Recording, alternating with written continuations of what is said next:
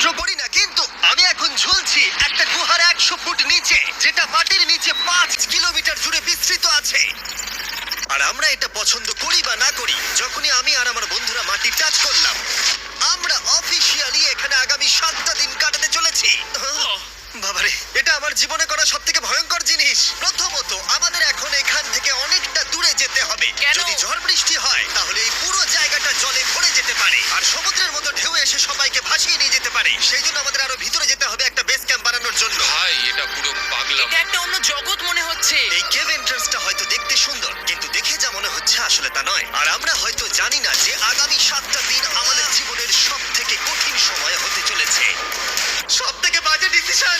ঠিক আছে, আর কিছুক্ষণের মধ্যেই অন্ধকার হতে চলেছে। ক্যাম্প না করলে আমরা বিপদে পড়বো। আমরা কোথায় যাচ্ছি সেটা কি বলবে? আমাদের ক্যাম্প সেটআপের জন্য একটা ফ্ল্যাট গ্রাউন্ড খুঁজতেই হবে। কেভের ভেতরে ঢোকার পরে আমরা এমন একটা জায়গা খুঁজে পেলাম যেটা অনেকটা উঁচুতে থাকায় আমরা জল থেকে সুরক্ষিত থাকতে পারবো। তার মানে এটা ক্যাম্পের জন্য পারফেক্ট। পারফেক্টটা একটু বেশি হয়ে গেল। মোটামুটি বলা যেতে পারে। ঠিক আছে, ক্যাম্পের জন্য মোটামুটি। প্রথম দিনের বাকিটা আমরা কাটিয়ে দিলাম আমাদের জিনিসপত্র আনতে। প্রত্যেকটা ব্যাগের ওজন প্রায় 80 পাউন্ড। আর যেমনটা তোমরা ফুটেজে দেখছো, আমরা এটা করতে 4 ঘন্টা লাগিয়ে দিলাম। এখান থেকে যাওয়া খুব কঠিন। তারপরে আমরা সবাই বেস ক্যাম্পে ফিরে গেলাম। ঠিক আছে, আমরা এখানে লাইট লাগিয়ে দিলাম। আমাদের সব জিনিসপত্র হোম বেসে চলে এসেছে। একটু ক্যামেরাটা ওদিকে দেখাবে? ওদিকটা কিন্তু ভয়ানক অন্ধকার, আর সবসময় এরকমই থাকবে। তাই আমরা ক্যাম্পিং গ্রাউন্ডের জন্য খুব বেশি কিছু করতে পারলাম না। কটা ফুটো করে দড়ি টাঙিয়ে দিলাম। এটা ধরো আর ওঠো দেখি। মনে হচ্ছে আমাদের হ্যামক গুলো ভালোই সাপোর্ট পাবে। আর তারপরে আমাদের সার্ভাইভাল গাইড জোয়ের সাহায্যে আমরা হ্যামক টাঙালাম। এই সরু দড়িটা আমার হ্যামকটাকে ধরে রাখবে। হ্যাঁ, ডিনার খেয়ে আমরা প্রথম রাত্রি ঠান্ডার জন্য তৈরি হলাম। আমি মিথ্যে কথা বলবো না, আমি যতটা ভেবেছিলাম তার থেকে এই হ্যামকটা অনেক বেশি কমফোর্টেবল। এই আমি তো আমার চমকেই হাতটা তো গেছিলাম। বড় কেন ভাই? এই কেভটা 2.5 কিলোমিটার ডিপ, আর আমরা এখন এন্ট্রান্সের কাছেই ক্যাম্পিং করছি। কাল আমরা অনেক কিছু এক্সপ্লোর করব। তোমরা কেমন ঘুমালে? ভয়ঙ্কর। ঘুমই হয়নি। এটা সত্যি একটা অস্বস্তিকর পরিবেশ। কেবের উপর থেকে অনবরত আমাদের উপরে জল পড়েই যাচ্ছিল, তাই উপরে একটা প্লাস্টিক চাপালাম, কিন্তু তাও আমাদের হ্যামকের উপরে জল পড়েই যাচ্ছিল। একটা আইডিয়া আছে, চলো শেল্টারগুলোকে ভালোভাবে তৈরি করি। আমার মনে হয় এই প্লাস্টিকগুলোকে জুড়ে দিলে আর জল পড়বে না। বাহ, তুমি তো জিনিয়াস। আমি শুধু একজন ইউটিউবারই নয়, ঠিক আছে? আমার হ্যামকটা এটার উপরে ঝুলছিল। মানে দেখো, আমি আরেকটু হলে হ্যামক থেকে নেমে পড়ে যেতাম। আর আমরা সেই সময় এটা বুঝতেই পারিনি যে এই গর্তটা প্রায় 40 ফুট গভীর। তাই যখন আমি আর শন প্লাস্টিকগুলোকে জুড়ছিলাম, তখন ম্যাক আর কার্ল এই গর্তটা কতটা ভয়ঙ্কর সেটা দেখতে গেল। আমার হ্যামকটা দেখতে পাচ্ছো? ওখানে আমি ঘুমোচ্ছিলাম। এদিকটা দেখো। আর যেহেতু এই কেভে সব একই রকম দেখতে, তাই আমাদেরকে ফলো করা অনেকটাই কঠিন ছিল। এই ম্যাপে তোমরা আমাদের হোম বেস দেখতে পারবে, আর দেখতে পারবে ওরা ওখান থেকে কত দূর হ্যাঁ, যাচ্ছে। এটা তো খুবই ভয়ঙ্কর। ভাই এটা পাগলামো। আর যখন ছেলেরা র্যান্ডমলি এক্সপ্লোর করছিল, তখন আমি আর শন ক্যাম্পে কাজ করছিলাম। এই স্লিপিং ব্যাগটা এখানে কেন পড়ে? কারণ এটার থেকে পিয়ের গন্ধ বেরোচ্ছে। ইয়া, এটার থেকে শেখা উচিত স্লিপিং ব্যাগ ভাড়া নিতে নেই। আমরা স্লিপিং ব্যাগ কেন ভাড়া আমি- নিয়েছি? কেন আমি আমরা জানি না। স্লিপিং ব্যাগগুলো কিনে আনতে পারলাম না? আর তারপরে আমরা এই দুটো প্লাস্টিককে জিপ টাই দিয়ে জুড়ে দিলাম। কিছু মনে করো না, এই দড়িটার উপরে আমার জীবন বাজি আছে। আর তখন ওইদিকে ম্যাক আর কার্ল তখন ওই গর্তের মধ্যে। ও মাই গড, ম্যাক! আর শেষ পর্যন্ত ওরা একদম নিচে পৌঁছে গেল। এই, আমি তো ভাবলাম সবাই ক্যাম্প নিয়ে কাজ করবে। আমরা শুধু দেখাচ্ছিলাম জায়গাটা কতটা ভয়ঙ্কর। না বললেই হবে, তোমাদের স্কিল নেই। আচ্ছা ঠিক আছে। আর যদিও ওদের এবার ফিরে আসা উচিত ছিল, কিন্তু কাল আর ম্যাক এটা কতটা গভীর সেটা দেখানোর চেষ্টা করলো। ভাই এটা দেখতে দারুণ লাগছে। তুমি কি নদীটাকে পার করতে পারবে? কিন্তু ওরা এটা জানে না যে এই রিভারটা এই কেভের গোটাটাই জুড়ে আছে। তার মানে এর মধ্যেও আমাদের কিছুটা সময় কাটাতে হতেই পারে। ওই তো ওরা এসে গেছে। এসো। তোমরা রান্না করে রেখেছো তো? হ্যাঁ, রান্না করেছি। ঠিক বলেছে। একটা নতুন বাড়ি, ঠিক বলেছি তো? একদম। এখন আমাদের একটা ছাদ আছে। আর এটা তো দারুণ। জিমি রান্না বেশ ভালোই আর করেছে। আমরা আমাদের ফায়ার পিটটাকে এই সুন্দর জায়গাটাতে নিয়ে এসেছি। জায়গাটা কেমন? বেশ গরম। আরামদায়ক। এই পাথরগুলো গরমটাকে ধরে রাখবে এবং উপর থেকে যে পি পড়ছে সেগুলোকে আটকে দেবে। ওটা পি নয়। তাহলে ওটাকে কি বলবো? যদি জানি না, হয়তো বৃষ্টির জল হবে বা না, এটা বৃষ্টি নয়, না, পাথর মানে ইয়ে তুমি- করছে। এই একটু উপরে দেখাও। তুমি মেঘ দেখতে পাচ্ছো? পাথর দেখা যাচ্ছে। এটা বৃষ্টি নয়, রক পি। Rock P. ঠিক আছে, রক পি। ঠিক আছে, এটা রক পি। আর একটা শুকনো রাত ঘুমিয়ে কাটাবার পরে আমরা ঠিক করলাম জো আমাদের সার্ভাইভাল এক্সপার্ট, তাকে নিয়ে আমরা কেভের শেষ প্রান্ত অব্দি যাব। Cave, cave! Cave, cave! Cave, cave! Cave! দেখা যাক আমরা কেভের কতটা গভীরে যেতে পারি। তোমরা কিন্তু মনে রাখবে আমরা সবেমাত্র কেভের এন্ট্রান্সের দিকেই আছি, আর আমাদের ইচ্ছা এই কেভের শেষ প্রান্ত অব্দি যাওয়া, অবশ্যই না মরে গিয়ে। ও মাই গড, এটা তো খুবই স্টিফ। আরে এটা তো সবে শুরু। আমরা কেভের আরো গভীরে এসেছি। তোমরা সবাই সাবধানে আসবে। এটা খুবই ছোট জায়গা, আমার মনে হয় না এখান থেকে আমি যেতে পারবো। কেভ আমাদের এই ছোট্ট ফাঁকগুলোর মধ্য দিয়ে এগিয়ে যেতে হবে ও মাই গড খুব ছোট জায়গা আর তারপরেই খুব বড় একটা জায়গা আসবে, সেটা এতটাই বড় যে কিছু না দেখতে পাওয়ার জন্য এটা করতে হলো। ও মাই গড! এবার আমি সব দেখতে পাচ্ছি, এটা দুর্দান্ত। এটার তো অনেক আলো। ভাই জায়গাটা কতটা সুন্দর দেখো। বাপরে কি আলো, আমি তো তাকাতেই পারছি না। আমি তো অন্ধ হয়ে যাব মনে হচ্ছে এ বাবা, এটা কি হলো? আমরা বোধহয় ঠিক মতো এটাকে ব্যবহার করতে জানতামই না। চলো এগিয়ে যাই। আর তাই আমরা এগোতে থাকলাম। এই যে এই জায়গাগুলো এগুলো খুব ভালো ধরার এখানে? জায়গা। এগুলো ধরে এখান থেকে পা ঘুরিয়ে চলে আসতে পারবে। এইখানে কি? একদম পারফেক্ট। জো সব থেকে ভালো কেভ গাইড। এভাবে কেউ গাইড করতে পারবে না। ঠিক আছে, এইবার ব্যাপারটা ইন্টারেস্টিং হবে। কি? এটা কি? এখান থেকে আমাদের ওয়েট শুট পরে সাঁতার কেটে যেতে হবে। গতকাল ম্যাক আর কার্ল এটা নিয়ে মজা করছিল, কিন্তু এই কেভে আমাদের পরের অ্যাডভেঞ্চারটা ছিল একটা প্রায় জমে যাওয়া নদীর মধ্যে। ও মাই গড, এটা তো পাগলামি! তার মানে আমাদের ওয়েট শুট পড়তেই হবে যাতে আমাদের হাইপোথার্মিয়া না হয়। আমরা এটা কেন করছি? এই এক্সপেরিয়েন্সটা তো জীবনে একবারই হবে। এটা করলে হয়তো আর নাও বেঁচে থাকতে পারি। আমাদের এই কেভের শেষে পৌঁছতে হলে আমাদের এই নদীর মধ্য দিয়ে, এই ছোট্ট ফাঁকগুলোর মধ্য দিয়ে সাবধানে ধীরে ধীরে এগিয়ে যেতে হবে। আস্তে আস্তে নামো, স্রোতের কারণে পা পেছনে টানতে পারে। ঠিক আছে, আমি তাহলে নামছি। তুমি ওই দেয়ালগুলো ধরে ধরে এগোতে থাকো আস্তে এটা তো আস্তে। খুব ঠান্ডা।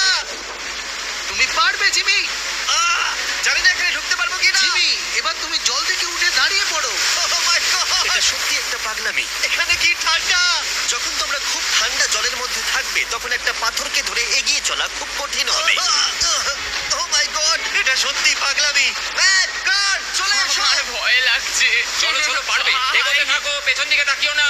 একবার দেখো আমরা কি করছি। কিন্তু এই বাধাগুলো এতটা কঠিন ছিল না সামনে যা আসতে চলেছিল তার তুলনায়। আমরা পেরেছি কেভ, কেভ, কেভ, এই, কেভ। একটা কথা শোনো, আমরা 10% আসিনি। তার মানে এখনো আমরা শুধুমাত্র সার্ফেসেই রয়েছি, আর শেষ প্রান্তে পৌঁছতে হলে আমাদেরকে আরো 2 কিলোমিটার যেতে হবে।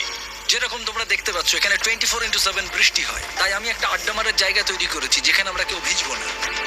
আমি ভাবছি আমি যদি এটা না বানাতাম তাহলে কি হতো। আমি নিশ্চিত যে ওদের একটা ভেজা পাথরের উপর শুতে হতো। আমাদের ক্রমাগত এগিয়ে যেতে হবে এবং শরীরটাকে ভিজে রাখতে হবে। ঠিক আছে। নইলে আমাদের শরীরের তাপমাত্রা কমে যাবে। এটা কঠিন কেন?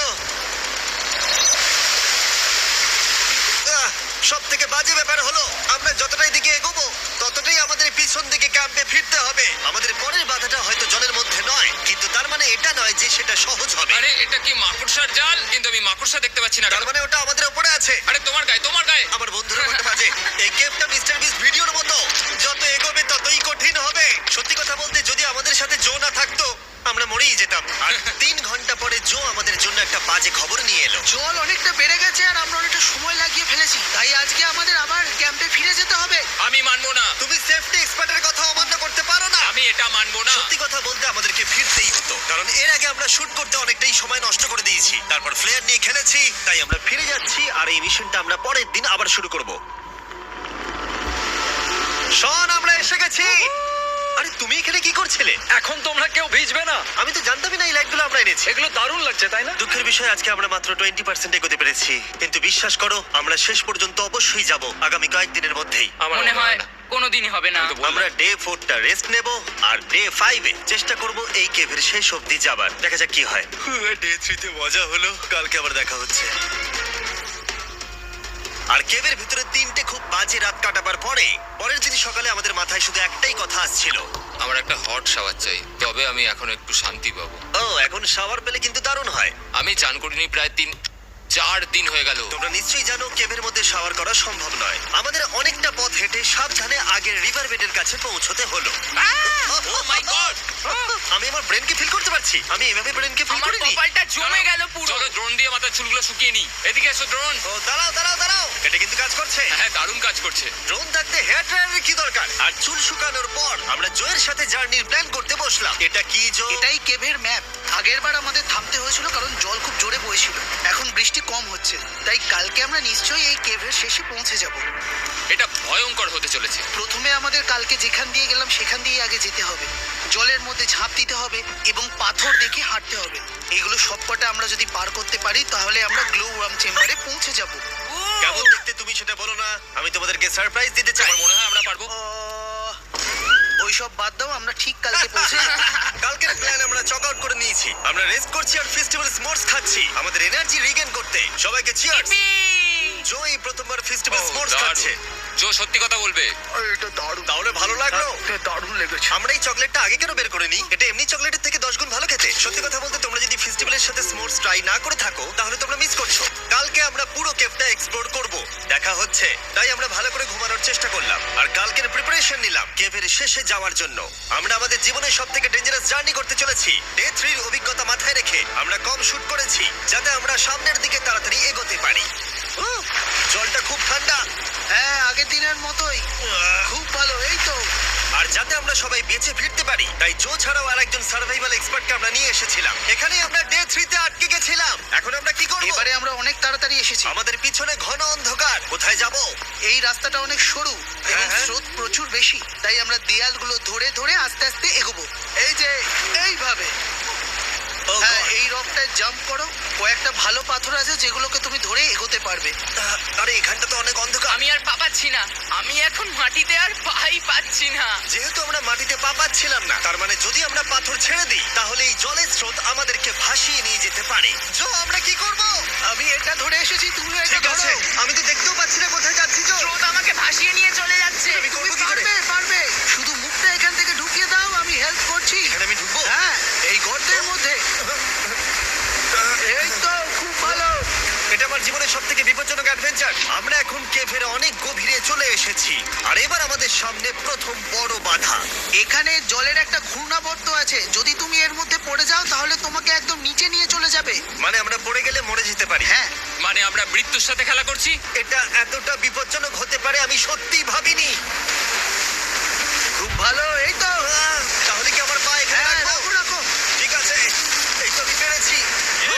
এটা আমার ভাবনার থেকেও বেশি কঠিন ছিল। এই নদীটা কতটা শক্তিশালী এই গোটা কেভটাকে তৈরি করেছে। কিন্তু মজার ব্যাপার হলো আমরা পাথরের মতো শক্তিশালী নই। আমি শুধুমাত্র মানুষের মতোই শক্তিশালী। সৌভাগ্যবশত কাল এই অ্যাডভেঞ্চারে লিড করেনি, তার বদলে আমরা একজন অ্যাভেঞ্জার জোকে পেয়েছি। ও কতটা এক্সপার্ট তার প্রমাণ হিসেবে বলতে পারি। সে লিটারালি কতটা ওপর থেকে আমাদেরকে নদীতে ঝাঁপ দিয়ে দেখালো। ও মাই গড, এটা পাগলামি। কে বললো এটা পাগলামি? এটা তো আমার কাছে খুবই সহজ। আমি এটা করব। তুমি কোনোভাবেই এটা করতে পারবে না। আরে কি বলছোটা কি তুমি? আমি এক্ষুনি করতে চাই। চলো যাচ্ছি Joe. God speed back. Jimmy আমার সাথে যা যা করেছে তার কাছে এটা তো কিছুই নয়। 3, 2, 1।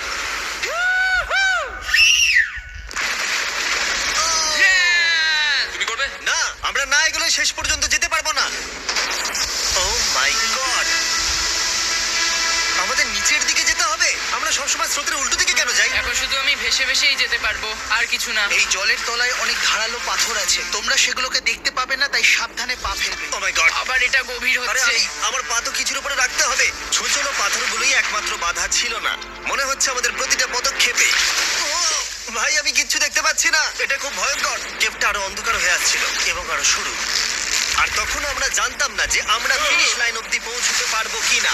ও, আহ। আমি ক্লান্ত হয়ে পড়েছি। এই কেভে আরো কঠিন বাধা আসার আগে তোমাদেরকে আমি কিছু দেখাতে চাইবো।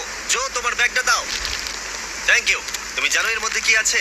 না, জানি না কি আছে। Brand new mister beast lab swamp. সত্যি কথা বলছি, গত 5 ঘন্টা ধরে যেহেতু আমি অনেক পরিশ্রম করেছি, তাই কোনো মতেই এখন এটা আমি বলার মতো অবস্থায় নেই। তাই এটা শুট করার 1 মাস পরে আমি পুরো কেপ সেটটা তৈরি করলাম ফিউচার জিমি নেম ট্যাগ দিয়ে। তারপরে বললাম, হেই আমি ফিউচার জিমি, আর আমি এখন তোমাদেরকে বলবো brand new toy line of mister beast lab swamp সম্পর্কে। এটা একটা কালেক্টিবল টয় লাইন, আর এখানে 119টা ইউনিক ডিজাইন ক্যারেক্টারও আছে যা তোমরা কালেক্ট করতে পারো। আর সবথেকে দারুণ ব্যাপারটা হলো কোন ক্যারেক্টারটা তুমি পেয়েছো সেটা জানতে হলে এই টিউবে ওয়াটার দিয়ে নাড়াতে হবে আর তোমার সোয়ামস তোমার সামনে চলে আসবে। আর আমি এটা ডেমনস্ট্রেট করতে এই বিশাল বড় টিউবটাকে বানিয়েছি। এই টিউবটাকে জল দিয়ে ভরে দাও। তোমাদের এত জলের দরকার নেই, এটা অনেক বড় বলে এত লাগছে। ঠিক আছে, এটা এখন জলে ভর্তি হয়ে গেছে। এবার এটাকে একটু নাড়াতে হবে। এটা কি আর নাড়াতে হ্যাঁ হবে? হ্যাঁ, অনেক নাড়ানো হয়ে গেছে। এবার জল ঢালো এখানে। জো ঢালছে। আর জল ঢালার পরে তোমরা দেখতে পাবে তোমরা কোন সোয়ামটা পেয়েছো। এটা সব থেকে রেয়ার হাইপোক্রোম, যেটা মাত্র 1000টা বানানো হয়েছে। জো, এটা তোমার। থ্যাংক ইউ সো এটা চাই। আর এটা তোমার। কাল কি নেবে? আমার কাছে দুটোই ছিল। আর আমরা শুধু সোয়ামেই থেমে নেই, আমরা এই অ্যাকশন ফিগার প্যান্থারগুলো বানিয়েছি যেগুলো এই ব্রিফকেসে আছে। আর এই সোয়ামের মতো এই মিউটেটর যখন তোমরা কিনবে দেখতে পাবে এর ভেতরে কি আছে? কোথায় কিনবো? ভালো হয়েছে জিজ্ঞাসা করলে। মিস্টার বিস্ট ল্যাব টয়েস এখন তোমরা পৃথিবীর সব জায়গায় পেয়ে যাবে। এগুলো সব বেরিয়ে গেছে, তোমরা গিয়ে কিনে নাও। আর কেবের মধ্যে অনেক সমস্যা পেরোনোর পরে আমরা ফাইনালি পৌঁছে গেলাম গ্লো ওয়ার্ম চেম্বারে। ভাই এবার খুব ভালো লাগছে। ঠিক আছে টিম, তোমাদের গ্লো ওয়ার্ম চেম্বারে স্বাগত। এ তো দারুণ। এটা দারুণ লাগছে। ভাই এটা পৃথিবী মনে হচ্ছে না এখানে একদমই। যে আলো তোমরা দেখতে পাচ্ছ সেগুলো আসলে ছোট্ট ছোট্ট বায়োলুমিনেসেন্ট গ্লো ওয়ার্ম তৈরি করেছে। এটা দেখতে অনেকটা মিল্কি ওয়ে গ্যালাক্সির মতো লাগছে। ওয়াও! আর এই মুহূর্তটা, এই ভিউ, সত্যি বলতে এই ট্রেকের সমস্ত ক্লান্তি যেন দূর করে দিল। এখানে অবধি পৌঁছানো যেন সত্যি একটা অ্যাচিভমেন্ট ছিল। কিন্তু এখন আমাদের যাত্রা শেষ হয়নি, কারণ আমাদের এখান থেকে এখন বেস ক্যাম্পে ফিরতে হবে। আজকে ডে 6 হতে চলেছে, এখনো ওরা আসেনি আর আমি খুব ক্লান্ত। আমার মনে হয় না আমি ভালো করে ঘুমোতে পারবো, ওদের জন্য খুব চিন্তা হচ্ছে। এই ট্রিপটা অনেকটাই সহজ ছিল কারণ আমরা স্রোতের সাথে ভেসে ভেসে যাচ্ছিলাম। আর যেহেতু তোমরা এই ট্রিপটা দেখেছো তাই আমরা এটাকে স্কিপ করলাম। কিন্তু সত্যি বলতে এই জার্নিটাও অনেকটা বেশি সময় নিল, কারণ আমরা ক্যাম্পে পৌঁছানোর আগেই 6 নম্বর দিন চলে এলো। শোন, সবাই ঠিক আছো তো? আমার খুব চিন্তা হচ্ছিল। Happy day 6। ডে 6 খুব ভালো। এনার্জি বাড়াতে আমরা আগুনের উত্তাপ নিলাম এবং ফাইনালি আমরা কিছু খেতে পেলাম। এটা খুবই অ্যাডভেঞ্চারাস ডে ছিল। কালকে দেখা হচ্ছে, মানে আজকেই হয়তো। এটা হয় ডে কোনোদিন 6 হবে না। নাকি আজকে, না আমি জানি না। এত বড় ট্রেক সম্পূর্ণ করার পরে শারীরিকভাবে চূড়ান্ত ক্লান্ত হওয়া সত্ত্বেও জানি না কেন কিন্তু আমি একদমই ঘুমাতে পারছিলাম না।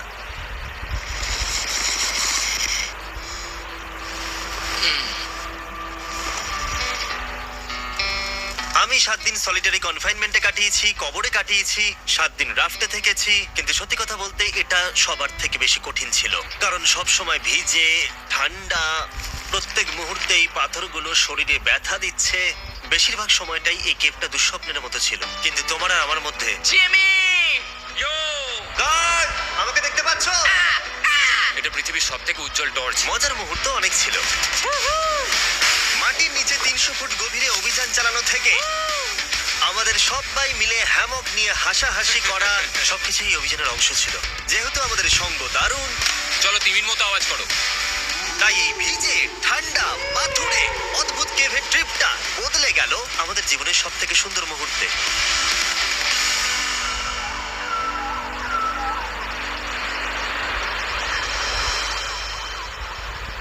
আমরা এখান থেকে যাব না যতক্ষণ না সবকিছু তোলা হচ্ছে। আর আমি সবকিছু বলেছি মানে সবকিছুই। চলো এবার বেরোনো যাক। আর যখন আমরা মাউথ কেভে আবার ফিরে এলাম, ভাই ওপরটা দেখতে দারুণ লাগছে। তখন জয়ের জন্য একটা সারপ্রাইজ ছিল। বেরোনোর আগে জো, আমরা তোমার কাছে কৃতজ্ঞ। তাই এই নাও 50,000 নিউজিল্যান্ড ডলার, 10,000 করে প্রত্যেক জনের প্রাণ বাঁচানোর জন্য। Oh my God, thank you so much Jimmy. Thank you Joe. Love you, Joel! এবার আমাদের সব কাজ হয়ে গেছে, চলো বেরোনো যাক। 7টা দিন পরে আমরা ফাইনালি এখান থেকে বেরোচ্ছি।